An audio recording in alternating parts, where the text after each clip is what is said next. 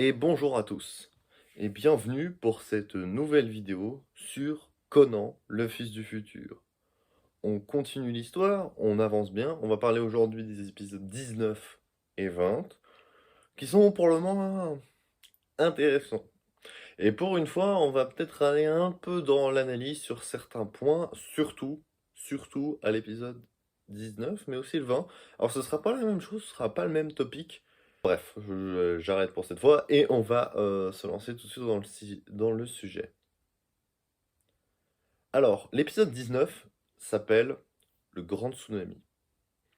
Il est diffusé le 29 août 1978, ce qui fait qu'il y ait 2 semaines après l'épisode 18, qui était sorti le 15.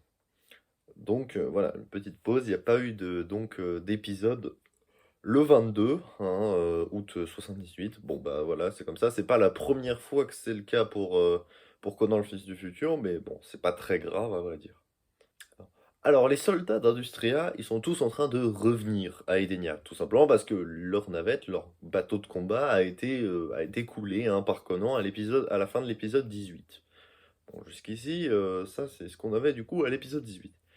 Ils retournent tous donc en ville et on veut rassembler du coup tous les villageois et un peu les menacer pour permettre aux habitants et donc à toute l'équipe et l'équipage du Barracuda de pouvoir renflouer le Barracuda pour le remettre à flot et pour pouvoir partir vers Industria avec ce bateau et ramener Lana, etc. comme c'était prévu à la base.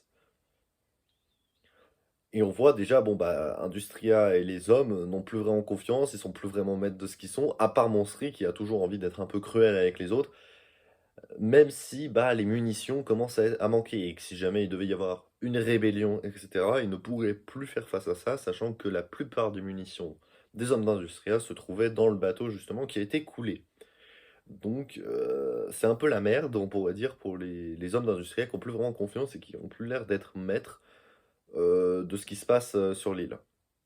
Mais grâce, ou plutôt à cause de Monstri, ça tient encore la route et donc, il y a encore une espèce de confiance, quand même, qui résiste à tout ça. Et ensuite, on a le premier passage très intéressant que je voulais analyser, celui de l'épisode 19. Donc, toujours dans la première partie de l'épisode 19. Où Monstri va se retrouver seule, sur un banc, dehors, et qu'elle va rencontrer un chien qui passe par là. Elle essaie de l'appeler, mais le chien ne vient pas. Et donc, ça la plonge dans un espèce de souvenir où elle était avec un chien, probablement le sien, avant donc la Troisième Guerre mondiale. On est donc dans un passage qui se passe durant la Troisième Guerre mondiale, où Monstri était encore une enfant, et donc voit absolument tout se faire détruire après avoir été inconsciente après une explosion et une attaque d'avion. Et puis, elle voit un tsunami déferler sur elle. On rappelle qu'elle s'est donc réveillée dans ce monde détruit juste avant le tsunami, parce que il y a son chien justement qui l'a léché au visage et qui lui ont permis de se réveiller. Elle va être embarquée par le tsunami, mais elle va réussir à survivre et va être recueillie par un bateau qui passait par là et qui va l'emmener à Industria. D'ailleurs, ce bateau ressemble beaucoup au navire de guerre qui a été utilisé pour envahir Edenia. Ce qui peut nous faire dire une chose. Ce bateau, qui était donc à la base, qui ressemble à un navire militaire, a été utilisé comme bateau de sauvetage au moment de la catastrophe, puis est retourné à Industria, qui était à la base quelque chose qui était de positif, un refuge un peu comme Edidia, avant que ça tourne en une espèce de nouvel espoir de reconquête industrielle de l'humain sur la Terre, que Miyazaki en fait s'empresse de défoncer en mettant ça dans le camp des méchants, et du coup Edidia passe plutôt pour les gentils dans cette histoire. Et donc, bah, comment dire, bah, ce bateau de guerre qui était là pour sauver des gens à la base va être réutilisé à sa fonction première pour justement envahir Edenia avec Monstri à son commandement. C'est une espèce de parallèle d'histoire, etc., de traumatisme et de sorte de vengeance sur l'ensemble des adultes, entre guillemets, qui sont responsables pour Monstri de la guerre. Et il y avait déjà cette première idée dès qu'on venait d'avoir le personnage de Monstri à l'épisode 1, avec ce passage avec le grand-père de Conan au tout début de l'animé, où elle disait bah, que c'est de votre faute si le monde tel qu'il est aujourd'hui est comme ça. Alors que le grand-père faisait remarquer à Monstri que leur méthode était un peu violente, etc., et qu'ils veulent la guerre, etc., le conflit, alors que bah, Monstri lui rétorque que c'est de votre faute, c'est votre génération, si le monde est comme ça aujourd'hui. Ce qui est pas faux, en soi. Mais du coup, je trouve ça assez particulier qu'après toutes ces aventures et tous ces passages où on a considéré Monstry comme une méchante, et ben on ait un peu ce flashback qui intervient à l'épisode 19, ce qui est très tard, hein, finalement, dans l'animé, on s'approche hein, gentiment de la fin. Voilà, passage, j'ai envie de dire, très intéressant de l'animé et de cet épisode 19. Après ce passage, on va donc ramener tous les habitants vers le Barracuda pour tirer le Barracuda dès qu'il sera renfloué, etc. Pendant que certains travaillent pour le renflouement directement. Sauf que la mer est en train de se retirer, Dice l'a vu en sortant du Barracuda juste avant que tout le monde arrive, puis on remarque que les bateaux sont les poissons sont extrêmement agressifs et que les mouettes se sont en allées. Lana l'a compris, un tsunami se prépare. Elle le mentionne pas, elle se souvient pas exactement, mais elle sait que quelque chose d'horrible va arriver. Et l'animé fait sa petite transition, cette petite transition entre les deux parties de l'épisode. Ça se passe juste après cette séquence-là. Dans la deuxième partie de l'épisode 19, Lana va tenter de prévenir tous les autres, mais va être interpellée et arrêtée par Raoul, qui va la menacer pour histoire avec un couteau, hein, histoire d'obtenir une information sur où est Conan. Pendant ce temps, Conan est avec l'un des oncles de Lana pour essayer de faire péter le Barracuda, parce que les bombes c'est trop bien, hein, l'oncle il adore ça, pour les empêcher en fait de réparer et de ne pas pouvoir retourner à Industria. Sauf que Conan se doute aussi de quelque chose et reçoit par message télépathique des avertissements de Lana. Conan finit par lâcher le truc. Ça tombe bien parce que la mèche a été mouillée, parce que le bateau s'est renversé sur le côté, le Barracuda s'est renversé sur le côté, parce que il y a plus d'eau au fond. Et donc Conan monte sur le bas du Barracuda et constate par lui-même qu'effectivement un tsunami se prépare. Il crie à tout le monde, après s'être fait tirer dessus par les soldats d'Industria, qu'il faut tous partir. Et après avoir fait un jeu de regard avec Monstry, Monstry comprend qu'il ne ment pas et tout le monde fuit, sauf Monstry qui reste complètement bloqué, sans doute pour faire appel au traumatisme qu'elle a subi dans son enfance pendant la Troisième Guerre mondiale. Ouais, très bien fait ce passage-là. J'aime beaucoup cet épisode 19, hein, franchement. Pendant ce temps, Dice a réussi à attraper Lana et la libérer de Raoul et ses deux compères. Les deux compères finissent par fuir quand ils voient le tsunami arriver. Et on se retrouve avec Monstry bloqué. Dice qui arrive Yves, avec Lana, avec Conan et Jimsy qui sont sur la plage déjà à ce moment-là, avec Monstry qui voulait la débloquer, on peut dire. Et Dice et Lana qui arrivent sur cette plage avec justement Raoul derrière. Dice, Lana, Jimsy et du coup, Monstry vont aller tous sur le bateau, sur le Barracuda, pendant que Raoul et Conan vont un peu se battre. Bon, enfin, Raoul va essayer d'exister, et Conan va le foutre une branlée. Conan va ramasser Raoul et va le remettre dans le bateau. Les 6 vont être dans le Barracuda au moment du tsunami. Personne n'est tué, ça reste un animé gentil. Le tsunami se retire et le Barracuda se retrouve dans une forêt, genre au milieu des arbres, et l'épisode 19 se termine comme ça.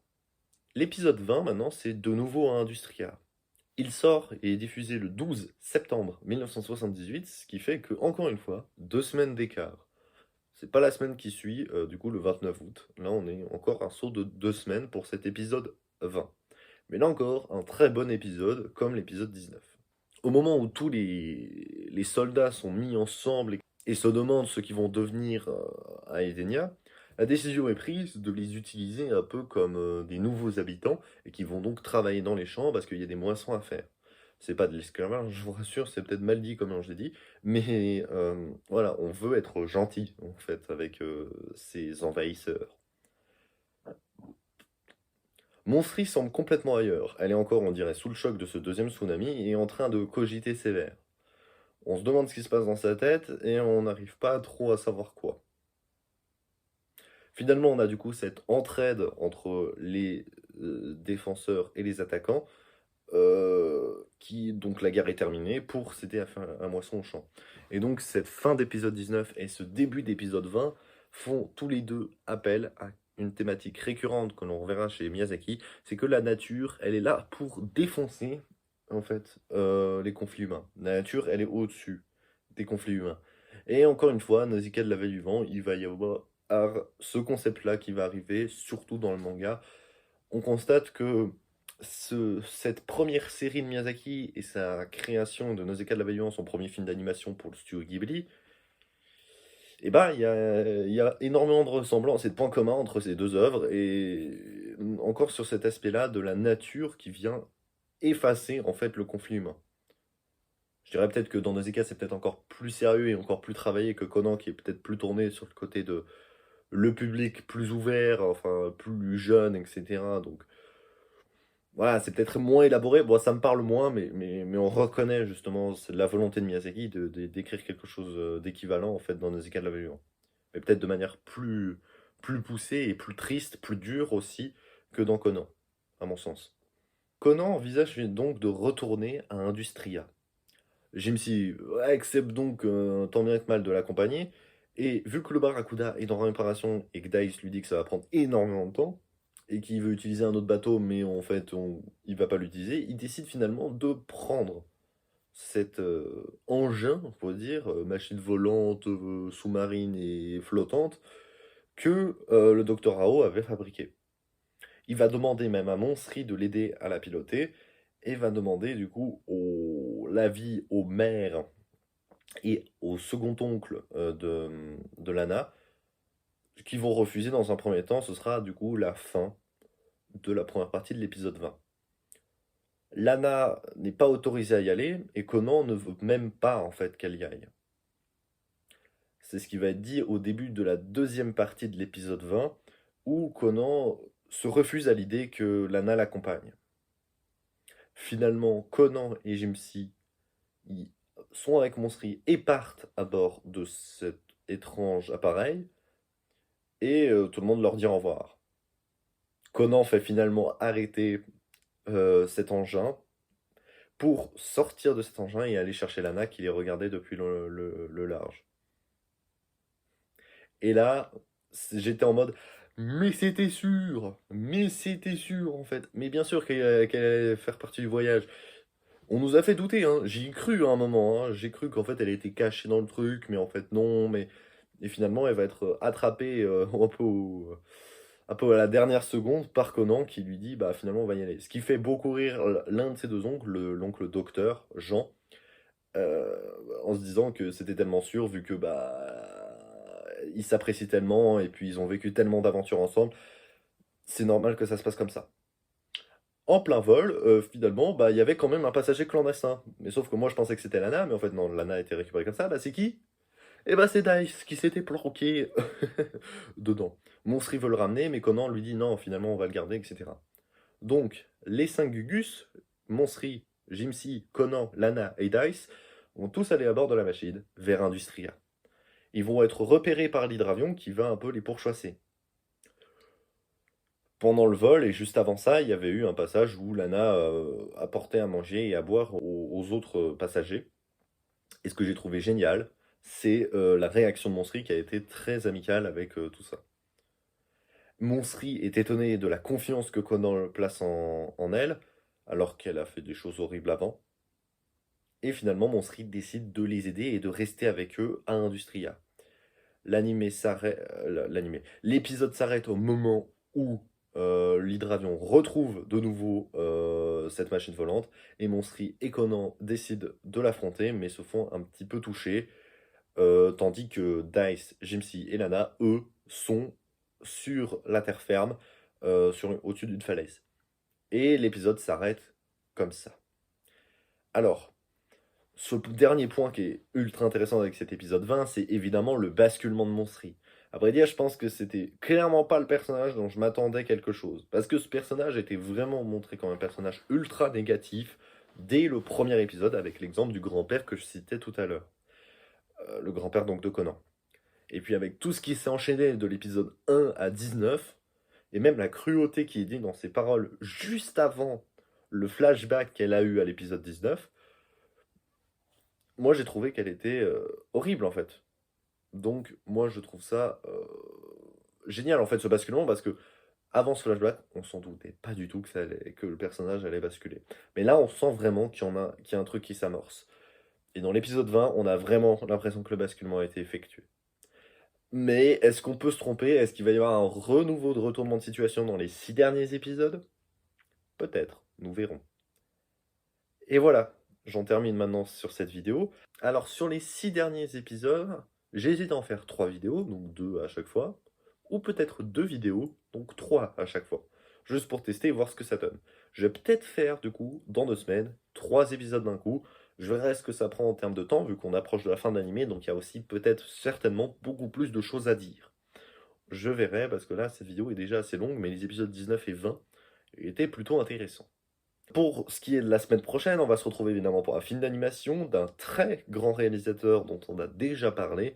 On va parler d'un film de 2007, pour être exact, d'un réalisateur dont on a déjà parlé, un réalisateur que j'aime beaucoup. Et sur ce, je vous dis à plus tout le monde.